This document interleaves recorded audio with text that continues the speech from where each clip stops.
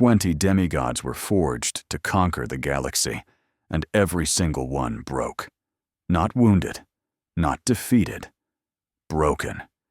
Shattered in ways that would drive lesser beings to madness. These weren't fragile creatures.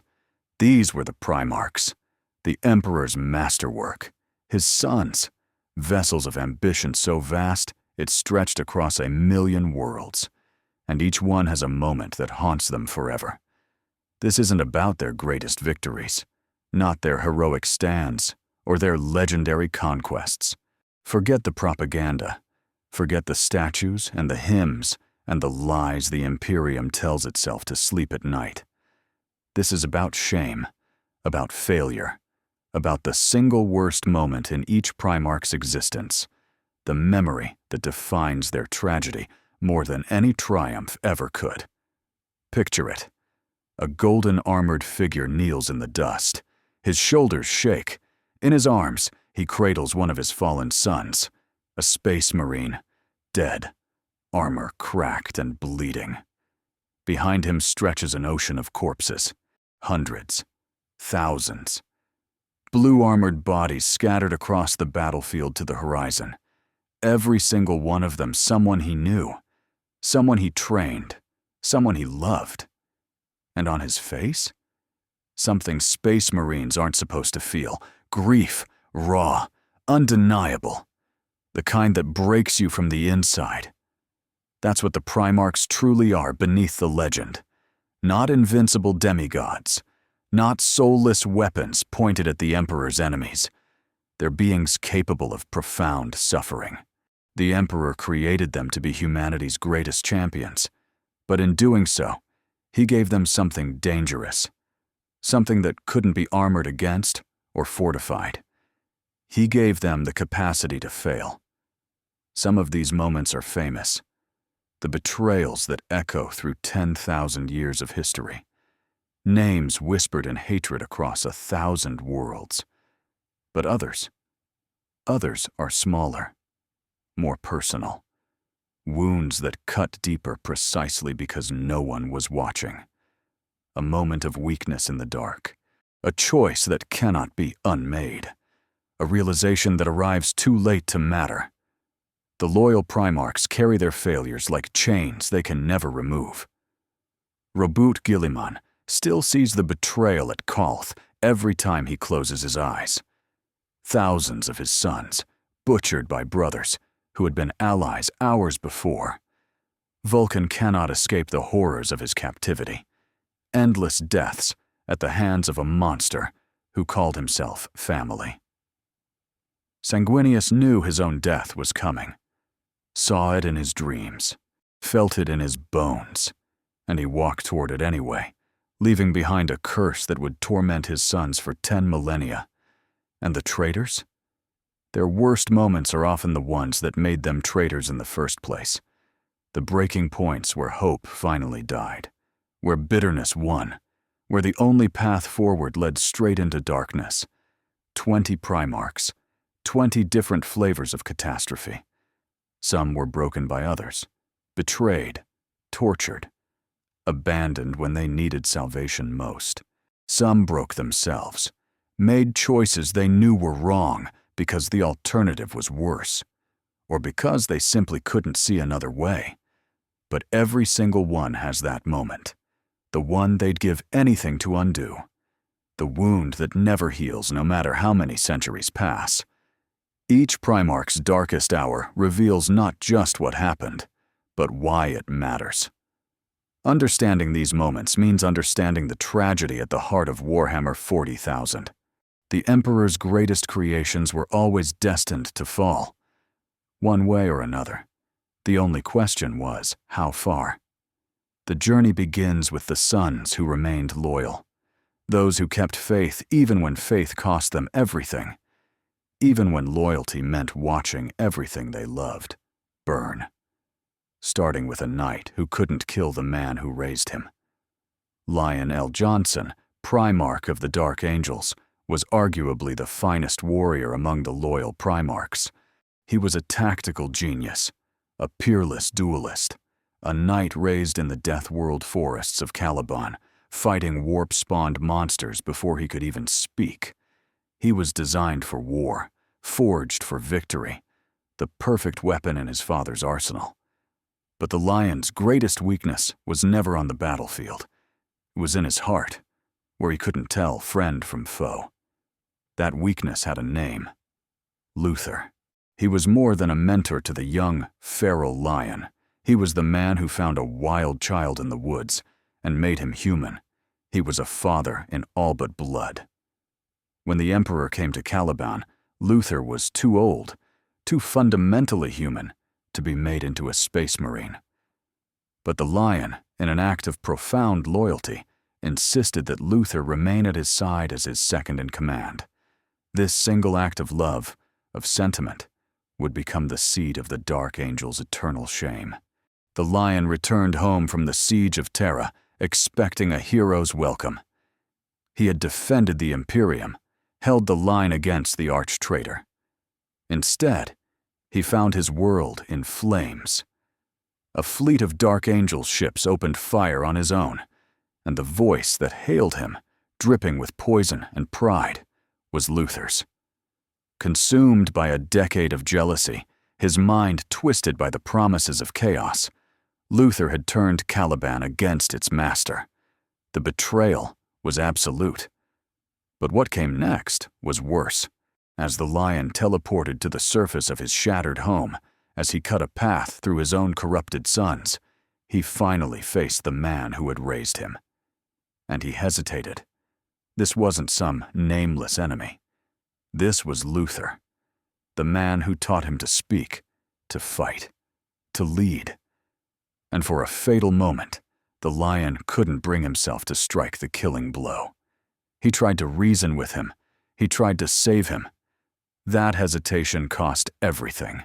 Their duel was apocalyptic, a clash of demigod and chaos-fueled mortal that shattered the very foundations of the world around them. The planet tore itself apart. The lion, finally accepting the truth, struck a mortal wound. But as Luther fell, broken and defeated, he unleashed one final, spiteful psychic scream, a curse that echoed through the warp, scattering thousands of the traitor Dark Angels, the fallen, across time and space. The lion won the duel, but lost everything. He fell into a coma that would last 10,000 years. But the true horror was what he left behind. His legion was broken, not in body, but in soul. The Dark Angels became a legion of secrets, their true history a cancer they had to hide from the Imperium they served. Their primary mission was no longer crusade, but a clandestine, millennium-long hunt for the fallen. Every compromise, every murdered inquisitor, every abandoned ally, all of it traces back to that single moment when the lion couldn't kill the man he loved. When the lion finally awakened in the 42nd millennium, he was forced to confront a legion twisted beyond recognition by his failure. The Unforgiven, they called themselves, and they weren't seeking forgiveness from the Imperium.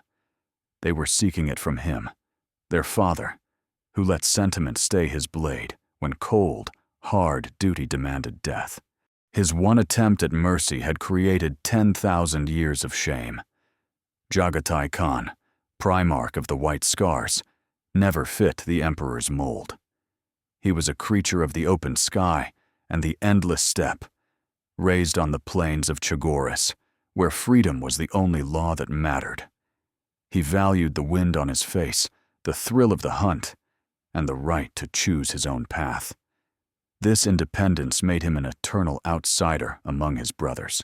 He kept friendships with the more questionable Primarchs, Magnus, Horus, even Mortarion, while keeping the rigid, loyal brothers like Dorn and Guilliman at a polite arm's length. When the Horus heresy finally erupted, both sides genuinely had no idea which way the Khan would ride. His legion was perfectly positioned for indecision. They were isolated, fighting a shadow war against the Alpha Legion in the distant Kondak system. Garbled astropathic messages screamed of betrayal and civil war, but they were fragmented, contradictory. Trust the panicked whispers of a crumbling Imperium, or trust his own judgment. For the Khan, there was no choice at all. He would see the truth for himself. He set a course for Prospero. He was going to find his brother, Magnus the Red. He went hoping for answers, for clarity. Perhaps in some deep, unacknowledged part of his heart, he went hoping to save his friend from whatever madness had prompted the Space Wolves' assault. What he found was a dead world. The silence was the first shock.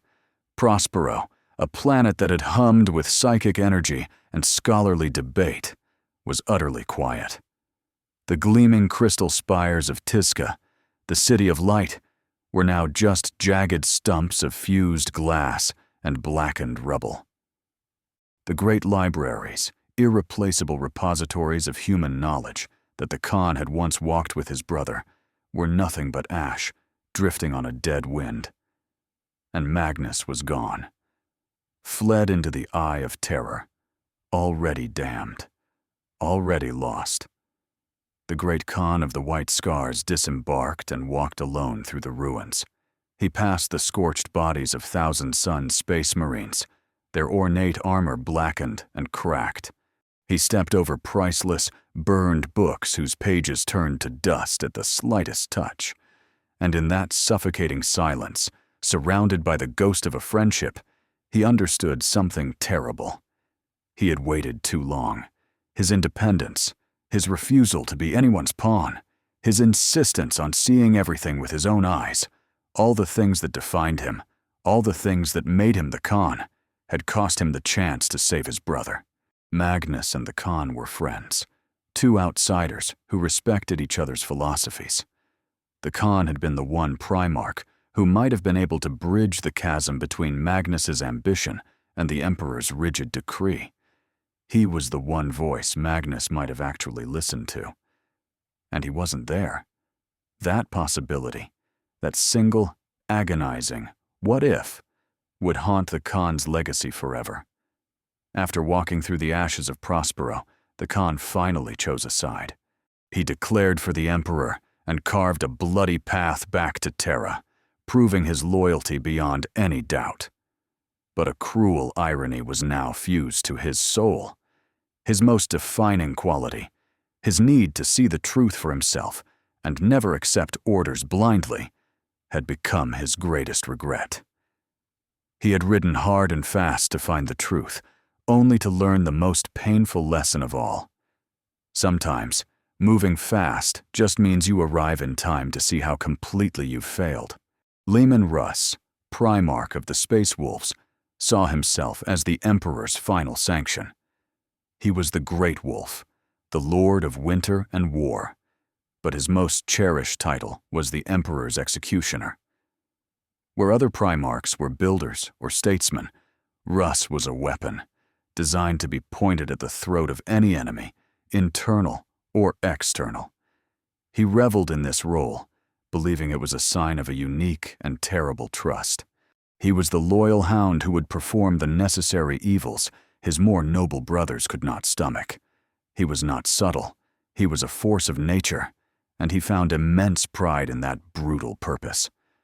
When the Emperor decreed that Magnus the Red must be brought to Terra to answer for his crimes, for shattering the Edict of Nicaea and breaking the Imperial webway, Russ set out to do his duty. But the message never reached him intact. The War Master, Horus, the arch-traitor, intercepted the communication. With a few subtle strokes, he warped the command. Bring Magnus to Terra became a death sentence. Destroy the sorcerer and his legion utterly. And Leman Russ, the Emperor's loyal hound, never questioned it. Not for a second. His pride, his ingrained hatred of witchcraft, and his eagerness to be the one to punish a wayward brother blinded him completely. He descended on Prospero with the full fury of his legion, accompanied by the silent terror of the Sisters of Silence. There was no warning, no demand for surrender, no negotiation, just fire and death from a clear sky. The Thousand Suns, already reeling from their father's disgrace and uncertain of their fate, were caught completely unprepared.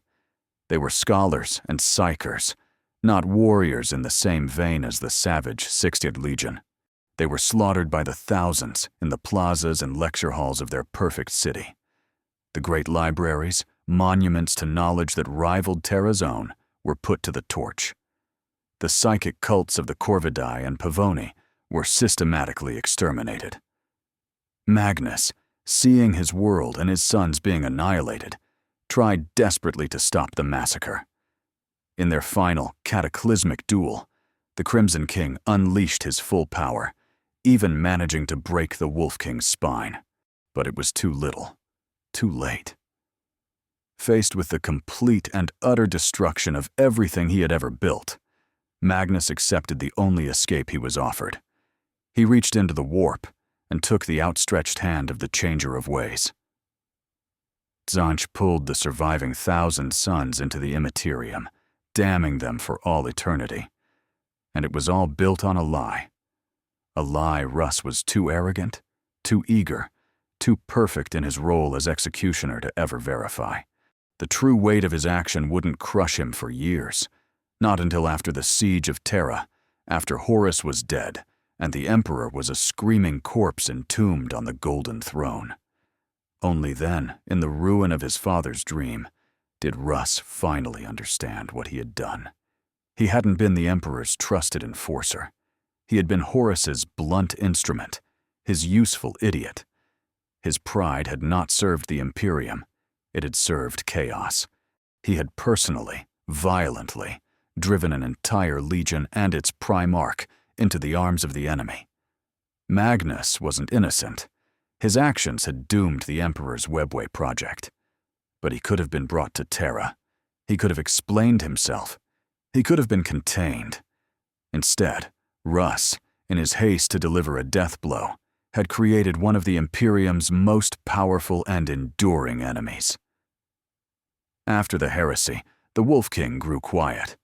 The boisterous feasts became somber affairs. The boasting and laughter died on his lips.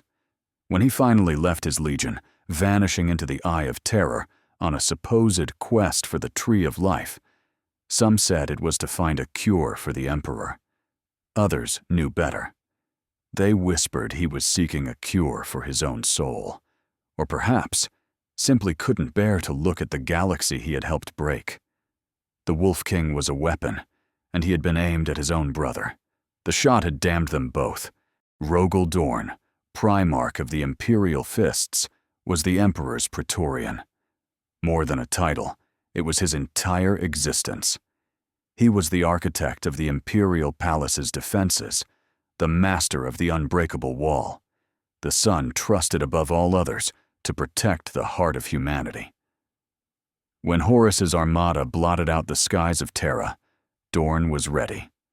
For years he had turned the palace into a fortress continent, a monument to defiance. Every wall, every turret, every trench, every single kill zone was his design, a testament to his promise that so long as he drew breath, the throne world would not fall. And it did not fall. But it wasn't enough. The worst moment of Rogel Dorn's life did not happen on the battlements he had so painstakingly built.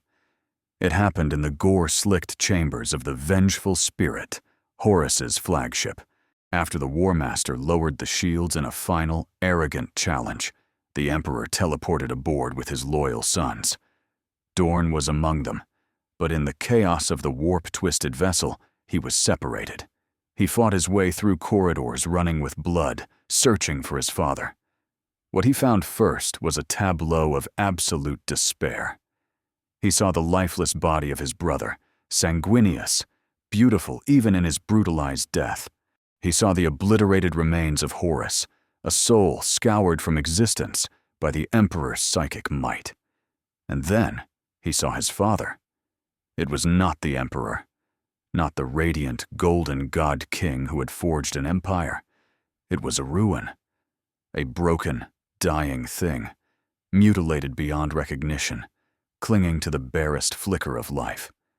The being who had seemed invincible, who had created demigods from his own blood, was gone in every way that mattered. In that instant, Dorn's world collapsed. Every fortification he had raised, every sacrifice he had demanded, every son he had sent to die on the walls below, it had all been for nothing. The fortress had held, but the man it was built to protect was lost.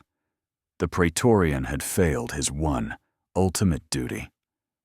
Dorn carried what was left of his father back to Terra. He helped the grim artisans of the Adeptus Mechanicus entomb the Emperor on the Golden Throne. He stood vigil and listened as the last, broken psychic commands were given.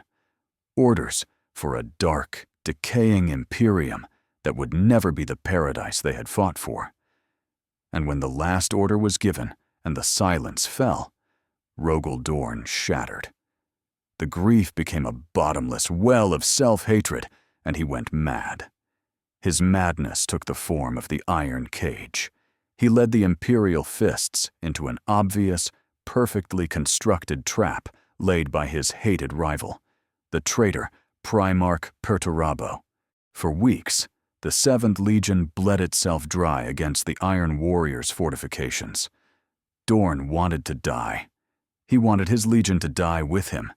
He craved punishment, and he refused every call to retreat, ordering his sons forward into the meat grinder. Only the arrival of the Ultramarines, horrified at the sight of a loyal legion committing suicide, saved the Imperial fists from total annihilation. Dorn was never the same. He accepted the division of his legion, becoming a cold, distant figure. The man who had once been the bedrock of the Imperium was now a ghost, haunted by a single moment of failure. He finally found his end, centuries later, during a Black Crusade, leading a suicidal boarding action against a Chaos warship. He fought until he was overwhelmed, his body torn apart. The only thing his sons ever recovered was his hand. Some say he sought death deliberately. The son who built the greatest fortress in history, only to watch everything it was meant to defend burn from the inside out, simply couldn't live with what he had failed to prevent. His worst moment wasn't a failure of courage or will. It was the moment he learned that some losses are so great, no wall can ever be built high enough to stop them. Sanguinius, Primarch of the Blood Angels, was the one son the Emperor got unequivocally right. He was beautiful, noble, and possessed a genuine kindness in a galaxy that rewarded only cruelty. Where his brothers were conquerors, warriors, and tyrants, Sanguinius was a protector, an icon of hope. He was, to all who looked upon him, perfect. But the angel carried two terrible secrets. The first was the red thirst, a genetic flaw deep in his legion's blood that drove his sons to a savage, uncontrollable bloodlust. The second was a curse of his own, prescient visions that showed him, with chilling certainty, his own death. He knew, long before the siege of Terra, that he would die at the hands of his brother Horus. He had seen it countless times in his dreams, and he went to face him anyway. When the Emperor teleported onto the bridge of the vengeful spirit. For the final battle, the chaotic energies of the ship scattered the boarding party. Sanguinius found himself alone, and he found Horus first. The War Master, now a grotesque vessel for the unholy power of 4 malevolent gods, stood before him. But he didn't attack. Instead, he offered his brother a choice, a way out. Join him. Abandon their fool father and his decaying Imperium. Embrace the power of chaos and live. They could rule the galaxy together, as they were always meant to. Horus promised he could even cure the blood angels of the red thirst. All Sanguinius had to do was kneel. Sanguinius refused. He chose loyalty. He chose honor. He chose death. And the worst moment of his life was not that choice. It was what came next. It wasn't a battle. It wasn't a duel between equals. It was an execution. Horus, swollen with divine power, destroyed him. The War Master, a brother he had once loved, broke the angel with casual, contemptuous ease. He shattered Sanguinius's legs with a single blow. He grabbed his brother by the spine and snapped it over his knee. With his clawed gauntlet, he tore the magnificent white wings from the angel's back, casting them aside like garbage. Sanguinius didn't die in a blaze of defiant glory. He died broken and bleeding on the cold deck plating, a beautiful thing made ugly and small by a brother's hatred. But the true horror of that moment would not be confined to the vengeful spirit. It would echo for 10,000 years. The red thirst, which Sanguinius had fought his entire life to contain through his sheer force of will, was unleashed by his death. Without their father's calming psychic presence, the flaw mutated. It became the Black Rage. It was no longer just a thirst for blood. It was a psychic curse that plunged his sons directly into his final moments. Every blood angel who falls to the Black Rage dies experiencing their father's worst moment. They feel their bones shatter, their spines snap, their wings being torn from their bodies. They are lost in a storm of their father's pain, despair, and violation, seeing the face of the arch-traitor Horus in every friend and foe. 10,000 years later, Sanguinius is still dying, over and over and over again, in the minds of his beloved sons. His sacrifice did, in the end, matter. His defiance created a psychic wound in Horus, a crack in the War Master's armor of arrogance that gave the Emperor the single opening he needed to win. But Sanguinius never knew that. He walked into that final confrontation, believing it might all be for nothing. He faced a certain agonizing death, with no guarantee that it would change a single thing. That was his true worst moment. Not the death itself, but the choice to face it without certainty, without hope. The angel walked into the dark, not knowing if there was any light on the other side, armed with nothing but the conviction that it was the right thing to do. Ferrus Manus, Primarch of the 10th Legion, was a being of cold, hard pragmatism. He was the Gorgon, the Iron Father, a master smith who believed that weakness was a disease to be purged. His own hands, famously coated in the living metal of a great cybernetic worm, were a testament to his philosophy. Flesh was fallible, a temporary vessel for the spirit, but iron was eternal. His legion, the Iron Hands, took this lesson to heart, systematically replacing their own organic parts with bionic augments, believing that every piece of flesh they carved away brought them closer to perfection. He was a creature of logic and superior firepower, a general who solved problems with overwhelming force. His closest friend was Fulgrim, the Phoenician, Primarch of the Emperor's children. It was an unlikely bond that baffled their brothers. The grim, unyielding blacksmith and the flamboyant, preening perfectionist. But their friendship was genuine, forged in the heat of 100 campaigns. It was a bond that made Fulgrim's fall all the more painful. Before the ambush that would ignite the galaxy, Fulgrim came to Ferrus, his heart already poisoned, a demon blade whispering in his hand. He tried to sway his brother, to convince him to join Horus's rebellion. Ferrus's response was not logic or debate. It was pure, unadulterated rage. He refused, violently, and the friendship shattered like glass. The stage was set for Istvan V. The Dropsite Massacre was the moment the Horus heresy became a torrent of blood from which the Imperium would never recover. 3 loyal legions, the Raven Guard, the Salamanders, and the Iron Hands, were caught in a perfect trap, ambushed by 4 legions they believed were their allies. But Ferrus Manus did not die in the crossfire of the greater massacre. He died because he went hunting. Blinded by a rage born of a broken heart, Ferrus abandoned all tactical sense. He saw Fulgrim on the field, a vision of violet armor and mocking perfection amidst the slaughter of his sons. At that moment, the Iron Father, the master of cold logic, ceased to exist. All that remained was a betrayed friend screaming for vengeance. He abandoned his command, left his legion to be encircled and annihilated, and charged. He carved a bloody path through the Emperor's children, his every strike a roar of fury. When he finally reached his brother, he fought with the strength of a demigod and the desperation of a man who had already lost everything. But he was fighting on emotion, exhausted and grieving. Fulgrim, by contrast, was empowered by the dark patronage of Slaanesh, his movements unnaturally graceful, his demon-forged blade singing as it cut the air. The duel was short, and it was brutal. Fulgrim beheaded Ferrus Manus on the black sands of Istvan V. The first loyalist Primarch was dead. The consequences of that single act cascaded through the galaxy. Ferrus's death broke the Iron Hands.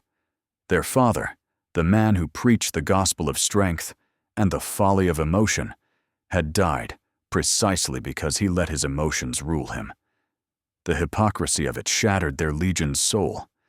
In their grief, they became a grim parody of his teachings, doubling down on his philosophy with a religious fervor. They would purge all weakness, all sentiment, all emotion, until they were more machine than man, ensuring they would never repeat their father's final, fatal mistake. But the greater tragedy was what Ferrus's death did to Fulgrim.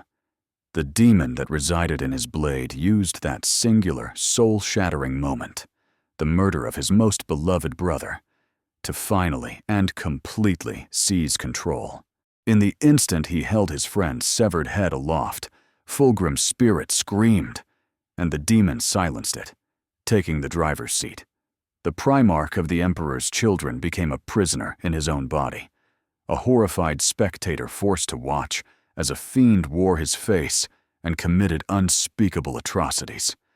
In a twisted, horrifying way, Ferrus's death also killed the man Fulgrim once was, destroying them both in a single, terrible moment. The Gorgon's ghost would continue to haunt his brothers, his spectral image even used by Conrad Kurz to torture Vulkan. But his true legacy is carried by his sons, who still replace their flesh with cold steel, eternally trying to build themselves into the unflinching, unfeeling machine their father only pretended to be. Roboute Guilliman is often painted as the perfect administrator, the architect of empire, the Primarch who wrote the rulebook. But to see him as merely a bureaucrat is to miss the tragic core of the man. Guilliman, Lord of Ultramar, genuinely loved his sons. They were not numbers on a strategic readout or cogs in the imperial war machine. They were people. He knew their names, their deeds, their histories. He attended their promotions and personally mourned their deaths. His realm of Ultramar was a beacon of what the Imperium could be: orderly, prosperous, and humane. It was a perfect system, built by a perfect statesman, and that is why his brother Lorgar chose to burn it. The attack on Calth was not a simple military strike. It was an act of exquisitely tailored vengeance. The Word-Bearers, Lorgar's legion, had never forgiven Guilliman for the shame of Monarchia, where the Ultramarines had been the instrument of the Emperor's judgment, burning a city built in his name. Calth was Lorgar's reply, a city-sized pyre for Guilliman's pride. The Word-Bearers' fleet arrived in system as allies, their banners flying in brotherhood. Then, without a word of warning, they opened fire. They launched a weapon that poisoned Calth's sun, turning the star into a malignant eye that boiled the planet's surface and scorched the sky. Millions of civilians died in moments. The verdant world became a death trap.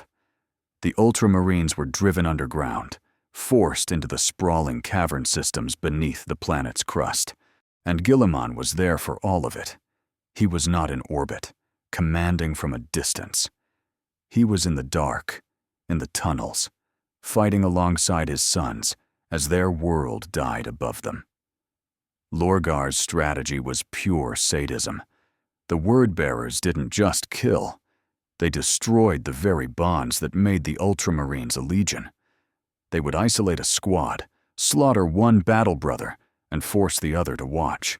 They turned the Legion's cohesion into a weapon against itself, making every loss an intimate, soul-crushing trauma. For years, Guilliman fought in the Underworld War. It was not a war of conquest or glory. It was a grim, desperate struggle for survival, a holding action in the dark, meant only to contain the horror until help could arrive. The Primarch who had mapped star systems and planned galactic campaigns was reduced to fighting a brutal, claustrophobic war in endless tunnels. He watched his sons, men he knew by name, die in droves. They weren't cut down by a worthy alien foe in the light of a new dawn. They were butchered in the dark by those who had been their brothers only hours before. The defining image of this time is not of a victorious general, but of a grieving father. A Primarch in golden armor, kneeling in the subterranean dust, surrounded by a silent sea of blue-armored corpses stretching to the horizon.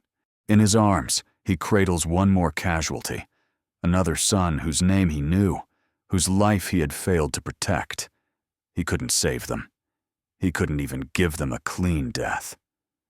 When Guilliman was resurrected 10,000 years later, he awoke to an Imperium that had festered into a superstitious, ignorant tyranny. Everything he had fought against. But the decay of the galaxy was a distant pain compared to the silence. His brothers were dead, missing, or damned. His father was a rotting corpse on a throne, and his sons, the Ultramarines, were strangers wearing familiar colors. The tragedy of Calth never ended for him. He carries the ghosts of those dead with him still, and now he carries 10,000 more years of the Imperium's failure on top of them. He is the lord of 1,000,000 worlds and the father of countless dead. Vulkan, Primarch of the Salamanders, was an anomaly.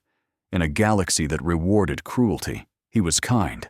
While his brothers saw civilians as acceptable losses, Vulkan saw them as the very people they were sworn to protect. He was a smith, a creator, a humanitarian who believed in the fundamental worth of human life. His hands, which could forge masterwork weapons of war, were just as skilled at crafting objects of delicate beauty. He was the warm heart in the cold chest of the Great Crusade, and he carried a secret that seemed to be his greatest strength. Vulkan was a perpetual. He could not die. Every wound would heal. Every death was temporary. He was the one son the Emperor had made who could truly be called unbreakable. Until Konrad Curze decided to test that theory. After the slaughter at Istvan V, Vulkan was captured by the Night Lords. He fell into the hands of the one brother who would see his immortality not as a shield, but as a canvas. For Konrad Curze, the Night Haunter, this was a unique opportunity. He wasn't interested in killing Vulkan. He was interested in breaking him. Curze's dungeons became a laboratory of suffering, and Vulkan was the sole subject of a monstrous experiment. Could an immortal be made to wish for a death that could never come? The answer was yes. For months, or perhaps years. Time loses all meaning in the dark. Curze killed Vulkan. Over and over and over again. He killed him with a clinical, detached curiosity in every way his twisted mind could imagine. Vulkan was burned alive, the flesh sloughing from his bones until only a charred skeleton remained, which would then slowly, agonizingly regrow. He was frozen solid and shattered into 1,000 pieces. He was flayed, his skin peeled from his body, while he was still conscious. He was dismembered, impaled, crucified, dissolved in acid. Each time Vulkan died, and each time his body would knit itself back together, forcing him back to consciousness, back to the pain, back to Curze, who would be waiting with a new method. The physical torment was one thing. The psychological horror was absolute.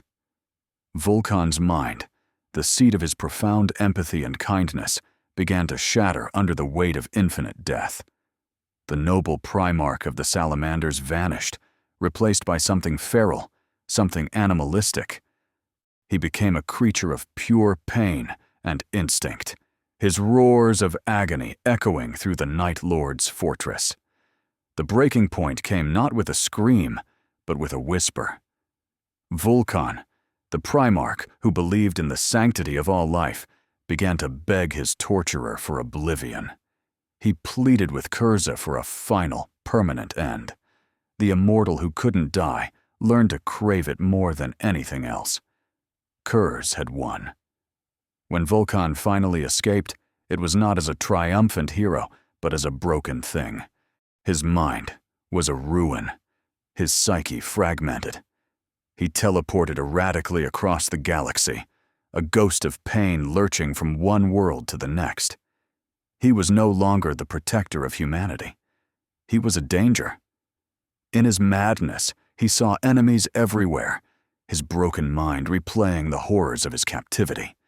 He lashed out violently, at one point nearly killing an innocent child, unable to separate the present from the unending nightmare Curzi had built inside his head. Vulkan did eventually recover, but only partially. He returned to his legion. He fought in the war, but he was never the same. The kindness was still there, buried deep, but it was now a guarded, fragile thing. The warmth in his eyes now had a shadow behind it, the memory of 1,000 lifetimes of agony. He vanished after the heresy, leaving behind relics for his sons to find. Some say Vulkan still lives, hiding somewhere in the galaxy, waiting for a time of ultimate need. If he does, he waits as a haunted soul, forever carrying the memory of infinite deaths, the immortal who learned the true meaning of damnation. Corvus Corax was a creature of shadows and ideals. Raised in the slave pits of the moon Lycaeus, he became a symbol of freedom, a liberator who broke the chains of his people, and then sought to do the same for the entire galaxy. His Raven Guard were a reflection of him, masters of stealth, surgical strikes, and the art of freeing the oppressed. They were not line breakers or siege masters. They were ghosts who brought hope to the hopeless. And after the drop site massacre on Istvan V, they were almost extinct. From a legion of over 80,000, only a few thousand survivors managed to escape the betrayal. The Raven Guard were shattered. Desperate to rebuild, to rejoin the war and avenge his fallen sons, Corax returned to Terra. In a rare act of direct trust, the Emperor himself granted Corax access to the original Primarch genetic knowledge, the foundational science behind the Space Marines themselves. It was a dangerous gift, a shortcut. With this technology, Corax could accelerate the gene seed implantation and maturation process, creating new Astartes in months instead of years. It was his only hope to restore his legion, and at first it worked. New Raven Guard, strong and loyal, began to fill the empty halls of their fortress. For a brief moment, it seemed like the Liberator would be saved by a miracle of science. But the miracle curdled into a nightmare. The accelerated process began to produce failures. Not just duds or washouts, but abominations. Twisted, horrifying parodies of Space Marines. Their bodies would swell and contort, bones breaking and reforming into unnatural shapes. Their minds would shatter, leaving them as nothing more than screaming, predatory beasts. They were massive, deformed, and utterly insane. Corax called them the Raptors, and his worst moment was not their creation, but his inability to destroy them. He couldn't do it. Some of these things had been young men from Lycaeus, volunteers who had proudly signed up to fight alongside their great liberator. Now they were just screaming things, kept in deep pits beneath the fortress, their howls a constant reminder of his failure. And yet, desperation is a cruel master. Corax pushed forward. For every 10 failures, There might be one success, one more warrior for his legion. And so he continued, creating more monsters, filling the pits with the mutated bodies of his own people. He would stand at the edge, looking down at the writhing, misshapen forms, and see the faces of the boys they used to be.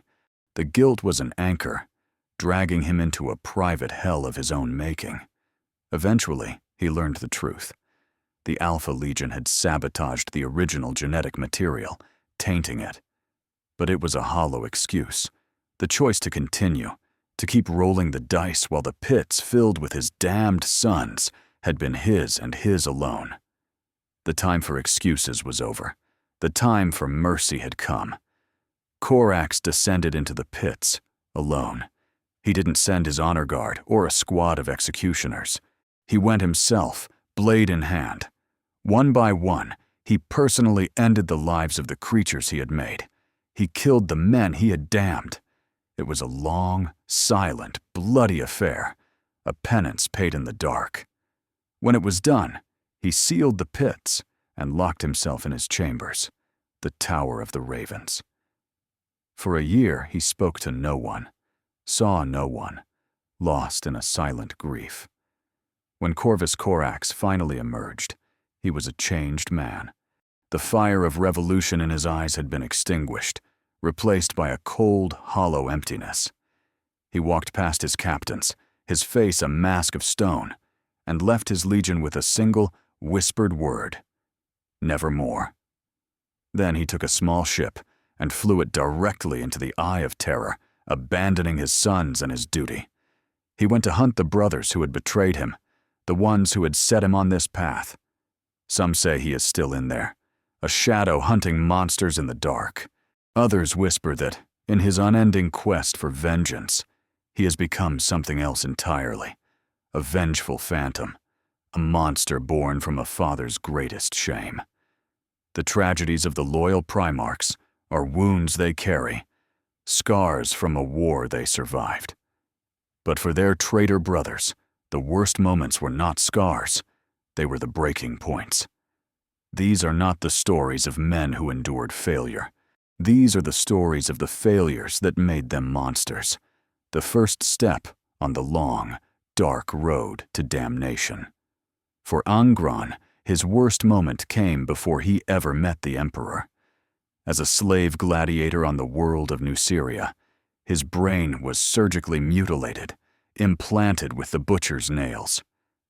These cruel archaeotech devices robbed him of the ability to feel anything but white-hot rage and the fleeting pleasure of the kill. When the Emperor found him, the technology existed to remove them, to heal his broken son. But the Emperor chose not to. A rabid, uncontrollable weapon was more useful than a whole man. And so, Angron was left in his agony. His entire existence is his worst moment, a constant, unending torture he was never given the chance to escape. Fulgrim's fall began with a single, simple choice. In the temple of the alien lair, he found a sword. It was impossibly beautiful, a perfect weapon that seemed to sing to his soul.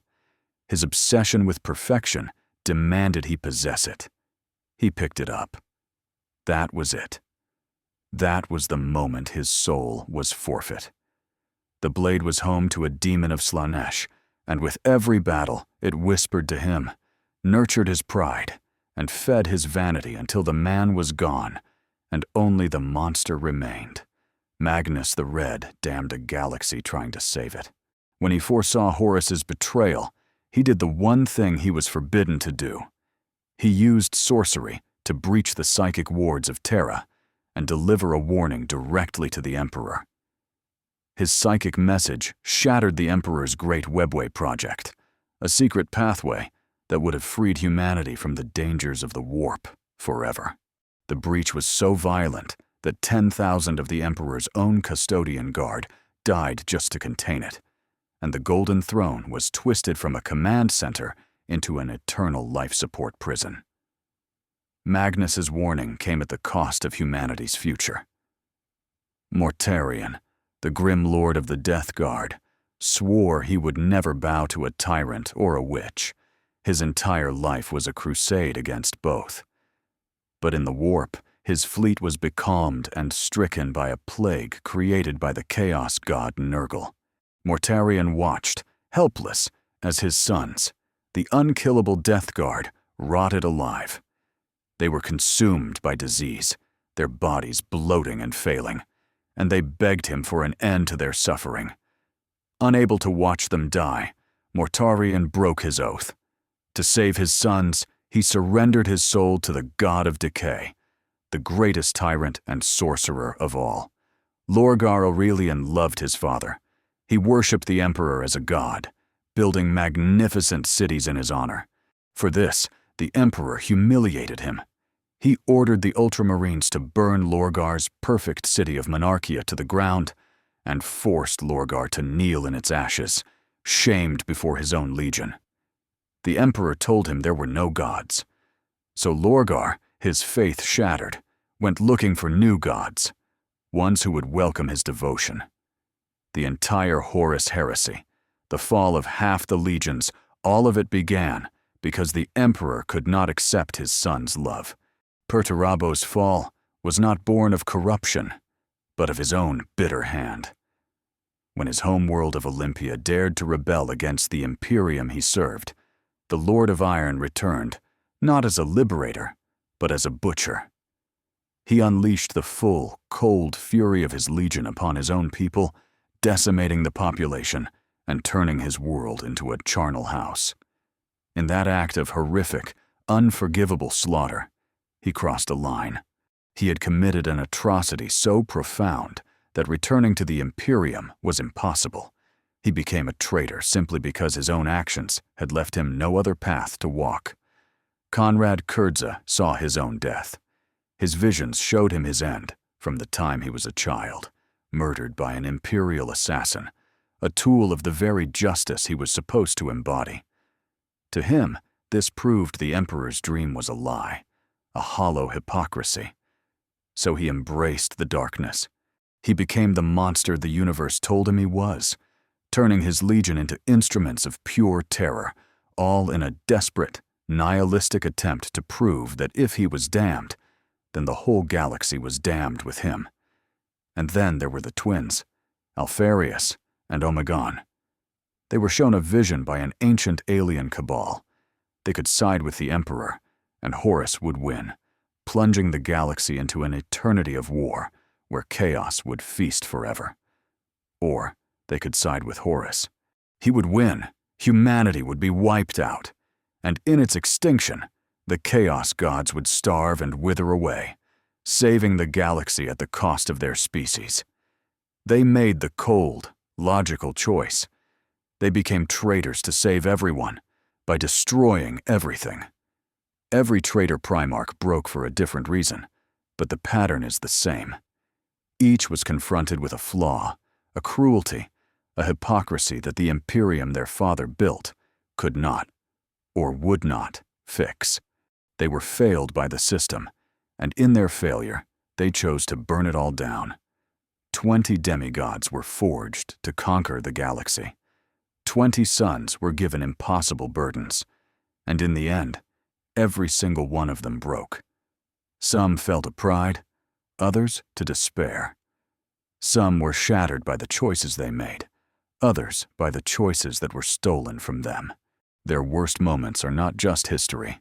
They are wounds that fester across 10,000 years, poisoning the very heart of the Imperium.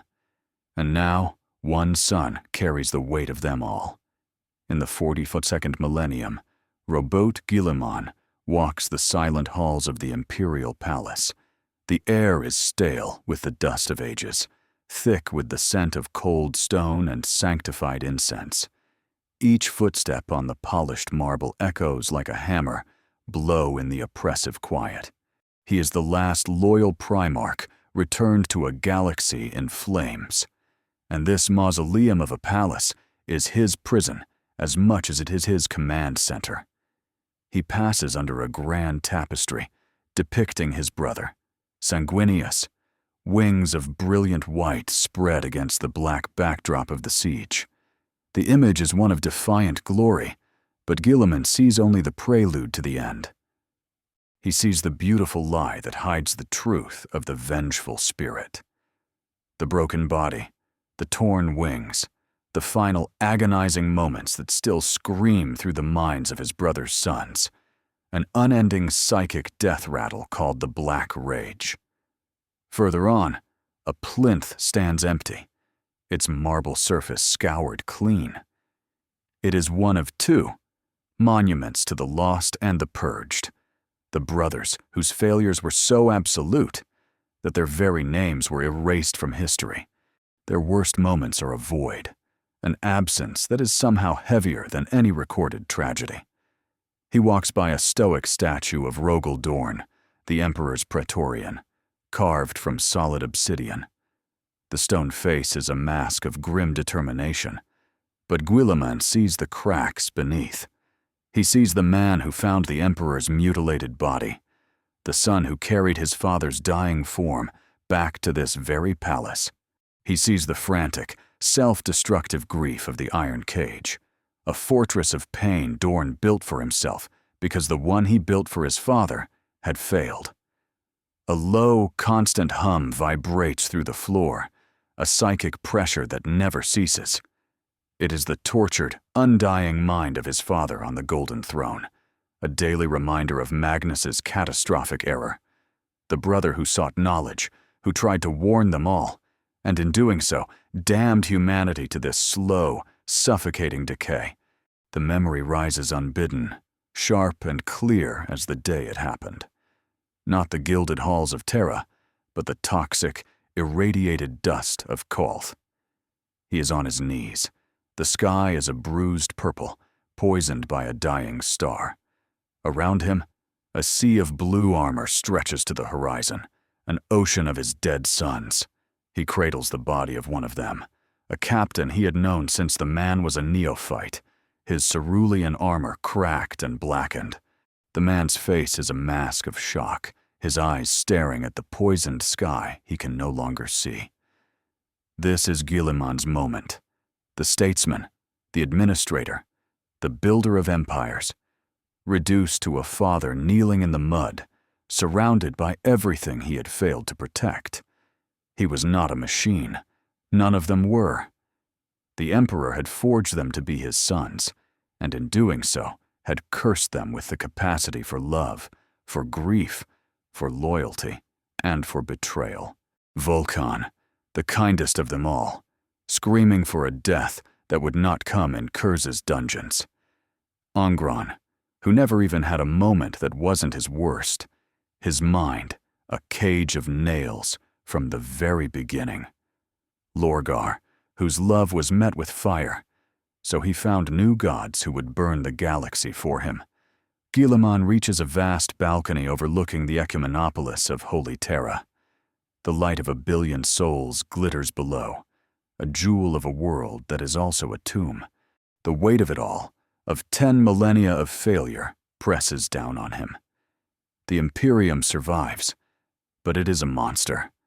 His brothers are dead, damned, or lost. His father is a corpse king. There is no victory here.